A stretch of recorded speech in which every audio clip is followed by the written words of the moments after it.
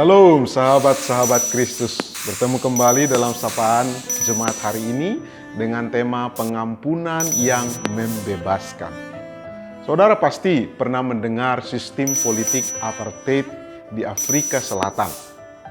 Apartheid adalah sistem pemisahan ras dan diskriminasi politik dan ekonomi yang disetujui oleh pemerintah terhadap mayoritas kulit hitam di Afrika Selatan. Akibat pemisahan ini, banyak orang-orang kulit hitam tidak mendapatkan hak-haknya sebagai warga negara yang merdeka. Bahkan mereka mengalami penindasan, kekerasan, pelecehan, dan pembunuhan. Ketika pada akhirnya sistem politik apartheid ini ditiadakan dari pemerintahan di Afrika Selatan, hati masyarakat kulit hitam sudah terlanjur mengalami luka yang mendalam. Di tengah keadaan ini, muncullah seorang teolog Afrika Selatan dan aktivis penentang apartheid yang bernama Desmond Tutu. Ia mengajak masyarakat Afrika Selatan untuk belajar mengampuni. Bagi Tutu, pengampunan adalah jalan yang bisa memulihkan seluruh bangsa setelah mengalami penderitaan akibat politik apartheid. Desmond Tutu berkata, tidak ada masa depan tanpa pengampunan. Hanya pengampunan yang bisa membebaskan diri kita dan orang lain. Saudara, dalam Kolose 3 ayat 13, Paulus pernah mengajar jemaat Kolose untuk saling mengampuni. Dia berkata, sabarlah kamu seorang terhadap yang lain, dan ampunilah seorang akan yang lain apabila yang seorang menaruh dendam terhadap yang lain.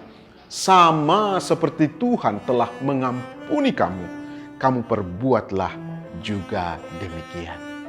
Saudara, seringkali ada persepsi yang salah tentang pengampunan atau mengampuni. Kita selalu merasa bahwa orang lain sangat diuntungkan dengan pengampunan yang kita berikan. Pendapat itu memang benar, tapi kurang lengkap. Kebenarannya adalah yang paling diuntungkan dari tindakan kita mengampuni orang lain bukanlah orang yang telah menerima ampun dari kita, melainkan diri kita sendiri. Mengampuni adalah hadiah terbaik yang dapat kita berikan bagi jiwa kita. Sebelum kita bisa melepaskan pengampunan, sejujurnya hati kita begitu tersiksa, bukan? Kita tidak lagi merasakan damai sejahtera. Sebaliknya, hidup kita dikuasai dengan kebencian, dendam, bahkan dengan rancangan-rancangan jahat.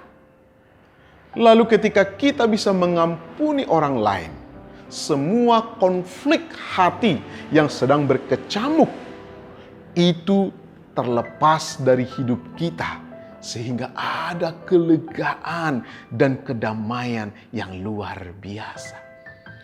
Saudara, bukankah itu berarti mengampuni merupakan hal terbaik bagi diri kita sendiri? Saudara, pengampunan adalah pengorbanan yang mengandung anugerah pembebasan yang besar, baik bagi yang diampuni dan bagi kita yang memberi ampun. Pengampunan juga bisa menyambung kembali tali kasih yang putus, memperbaiki hubungan yang rusak, bahkan sanggup membebaskan seseorang dari hukuman mati. Maka dari itu, saudara sekalian, marilah kita saling mengampuni. Amin. Mari kita berdoa. Bapa kami yang di surga, terima kasih untuk sapaan firman-Mu pada pagi hari ini, yang kembali mengingatkan dan menyadarkan kami bahwa ketika kami mengampuni, justru itu sesungguhnya membawa keberuntungan, membawa berkat bagi hidup kami. Hati kami hidup dengan kelegaan, bahkan kedamaian. Oleh karena itu Tuhan, mampukan kami, Roh Kudus kuatkan kami, sehingga kami mampu untuk melepaskan pengampunan itu kepada orang-orang yang mungkin pernah menyakiti hati kami. Terima kasih ya Tuhan. Terus berdoa bagi jemaat-Mu, jamah mereka, lawat mereka yang sakit. Tuhan terus bekerja dengan kesembuhan yang sempurna. Usaha bisnis jemaat-Mu, Tuhan Engkau menolong, mengangkat, bahkan membangkitkan kembali. Kebutuhan-kebutuhan jemaat-Mu hari-hari ini Tuhan, Engkau juga menyediakan, mencukupkan. Dan kesehatan seluruh jemaat-Mu, Tuhan Engkau menjaga, melindungi, menghalaukan segala virus-virus corona ini dari kehidupan jemaat-Mu. Terima kasih Bapa, terpujilah nama-Mu. Di dalam nama Tuhan kami Yesus Kristus, kami menaikkan doa ini. Haleluya.